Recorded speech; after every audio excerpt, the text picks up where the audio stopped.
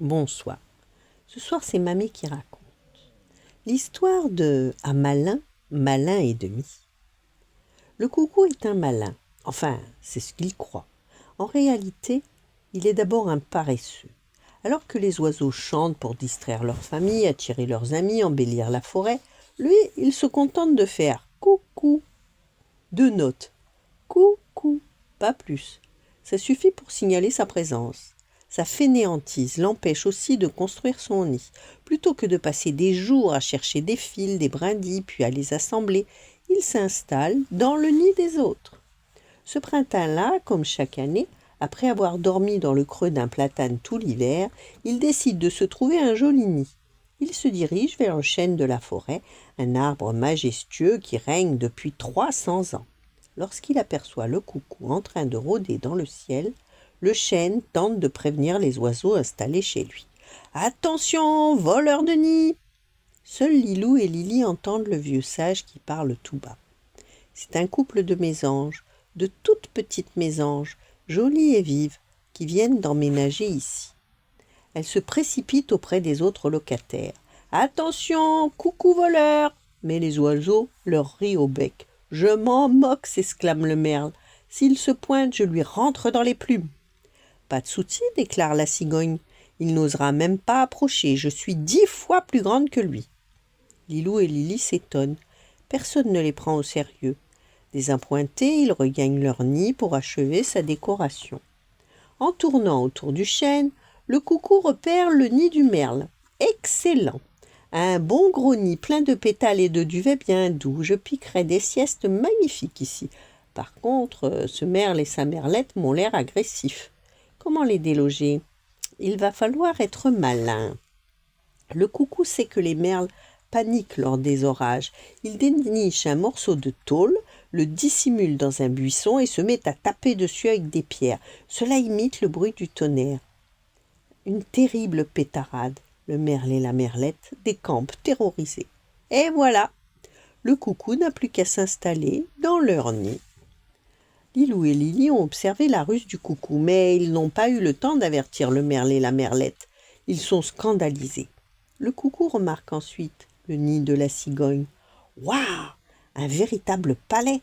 Je devrais le réserver pour mes cousins qui vont me rejoindre. » Lilou et Lili volent à tire-d'aile vers la cigogne. « Attention, le coucou veut ton nid pour ses cousins. » Et la cigogne éclate de rire. « Qu'ils viennent! Pfff! En un coup d'aile, je l'enverrai promener à 10 kilomètres. » Elle semble si sûre d'elle que Lilou et Lili, rassurés, retournent chez eux. Pendant ce temps, le coucou a réfléchi. Les cigognes craignent les souris. Curieux, n'est-ce pas? De si grands animaux ont parfois peur de bêtes minuscules.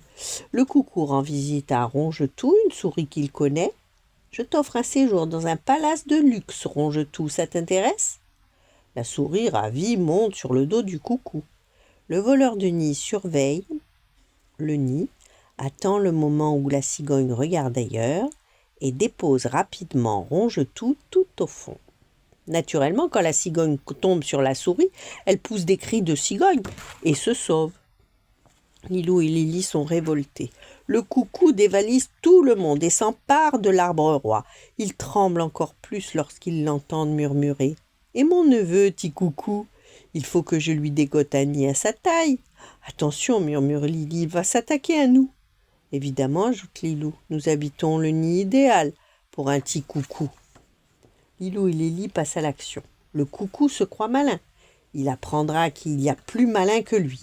Lili et Loulou dénichent à leur tour un miroir brisé. « Voilà, dit Lilou. « Parfait, confirme Lili. » À eux deux, ils soulèvent le bout de miroir et la portent jusqu'à l'arbre. Ils l'appuient contre l'écorce, juste derrière leur nid. Il était temps car le coucou arrive devant chez eux. « Oh, je ne pouvais rêver mieux !» En s'approchant pour vérifier l'état du nid, le coucou tombe bec à bec avec un énorme oiseau à l'aspect méchant. « Quelle horreur! Mais qu'est-ce que c'est que ça ?» En face de lui, le vilain oiseau sursaute et le fixe cruellement. « Au secours !» s'écrie le coucou, et il prend ses ailes à son cou et s'enfuit. Mais ce qu'il ignore, c'est que pendant ce temps, Lilou et Lili ont posé des bouts de miroir sur tous les nids. et ces morceaux fendus, cassés, changent les apparences, déforment les reflets, rendent tout bizarre. Le coucou donc, en rentrant en nuit du merle, se retrouve face à 3 oiseaux inconnus. Au secours! Ils filent une fois encore. Lilou et Lili chantent de joie. En se réfugiant dans le nid de la cigogne, il affronte une bête encore plus étrange, un monstre qui possède au moins 10 yeux. Au secours! C'est le miroir brisé qui lui renvoie une image déformée, mais le coucou est trop bête pour le comprendre. Il préfère s'envoler à tire de l'aile loin de cet arbre effrayant. Le coucou ne remettra jamais les pattes ici. La cigogne, le merle et la merlette reviennent sur l'arbre. Ils remercient beaucoup Lilou et Lili et s'excusent de ne les avoir pas écoutés. Lili est ravie. Le coucou a voulu faire son malin. Grosse erreur. Nous avons été encore plus malins que lui. Il n'a même pas compris notre ruse. Il y a toujours plus malin que celui qui se croit malin. Lilou conclut à malin, malin et demi.